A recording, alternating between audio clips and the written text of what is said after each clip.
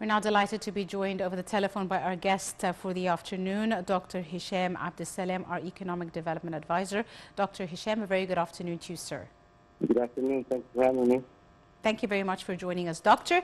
Doctor, first and foremost, today the President Sisi witnessed the inauguration of the quartz production plant complex in Ain al-Sukhna region, which is the first integrated industrial project for the production of quartz ore in Egypt. Tell me a bit about some of the most common uses of this ore and what makes it very important, just to start us off with. Sure. Quartz is actually a hard crystalline mineral that is composed mainly of silica, which is silicon dioxide, and certain types of impurities. So traditionally, quartz has been some kind of a mystical substance, and it's been the subject of many scientific research, and in many cultures it has some interesting qualities. In terms of industrial usage, in the more recent years, it's always been used in production of glass,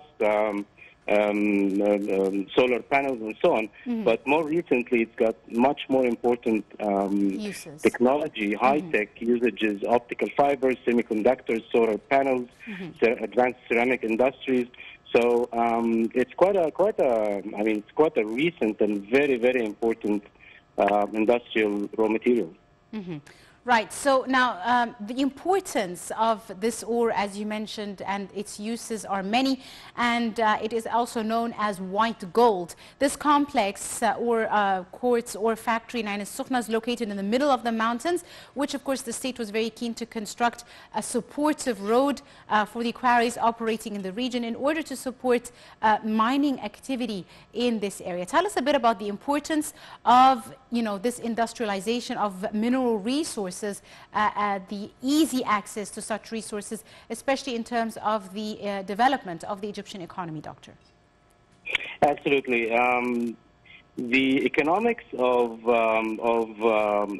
mining and rare earth materials, white sand is mined in very specific parts around the world. Right. Egypt is one of them. It's called white because the level of impurity is very low, and the main impurity is actually iron. And interestingly, the purest sand in the world, or silica in the world, is 99.82% silica, and the rest is iron, which is in Afarana in Egypt. So that's how we probably won the natural lottery. The main applications, because of the purity, is in anti-corrosion and abrasion resistance coatings. So anyway, quartz is the most abundant, or the second most abundant material in the world. In terms of economics, obviously the whole world is focusing on raw materials as a base for advanced industries. We all read about artificial intelligence and high-tech industries.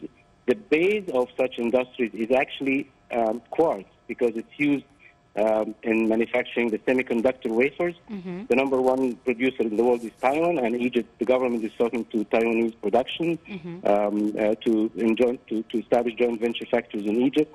USA, China, Europe, everybody's competing for that, and thank God we have the raw material, so we do have the advantage. Absolutely. Now, the state's plan, of course, is to optimize, as you said, the use of Egypt's vast natural resources, of course, attaining added value of such minerals like quartz ore or white gold. The extracted minerals are used in many industries, micro-industries, and in many other end result industries, a matter which, of course, paves the way to support Egyptian national economy as well as attain overall development. How do you see the different uses and the more multifaceted development with regards to developing the mineral ore sector in Egypt? Of course, the Egyptian economy traditionally has been a services-based economy, or let's say recent in the past few decades. We moved from agriculture to industrial to services, whether it's Suez Canal or tourism and so on. Industrial economies are the most sustainable and the most let's call it, population support economies, and we're going in that direction. Obviously, we're supporting also the services economy and the agricultural economy in other ways, but the world now runs on industrial and knowledge economies. In the case of industrial economies, raw materials is key. So if you don't have materials, you don't have an industry. If you don't have an industry, you don't have an economy. Right. So in today's news, the white sand and the silica and the quartz, it's quite a wide range of usage there, and it will create a huge attraction for investors because it's used in many, many ways. Traditionally, glass, oscillators. I mean, your watch or your smartwatch has quartz in it. Lenses, high-tech lenses, even space industry, specific ceramics, very high-end ceramics that go into the space shuttles or the rockets is got silica in it. So that is a very, very critically important component for industry in Egypt and for attracting investments. Absolutely. Speaking about this issue now, to what extent do similar projects highlight, Egypt's non-stop bids to strengthen and localize more industries as part of, state-of-the-art technology? For example, this project at Ain al-Sukhna is an integrated one of the first of its kind in Egypt, as well as, in the Arab world and Africa as well. It is classified as one of the first projects to have integration of the production process with the exported abroad with minimal amounts, and then, further along the chain of production. How important do you see this approach to the industrialization in Egypt? Sure. Well, one of the most important critical factors in a successful industry is the value chain and the supply chain. So the value chain is built on a supply chain. If the supply chain is as inclusive as possible, so the production of the mining or the production of the material is close to the transportation, is economical factors work in that direction. Right. The production is hopefully majority of local workforce that creates job opportunities, but also sustainable growth in terms of experience, knowledge, and so on. And then eventually having all that close to your export or your basically your downstream way into the world, and we do have those advantages, and it's been strategically planned in that way, and that's what makes it very efficient and hopefully very profitable and attractive for investors.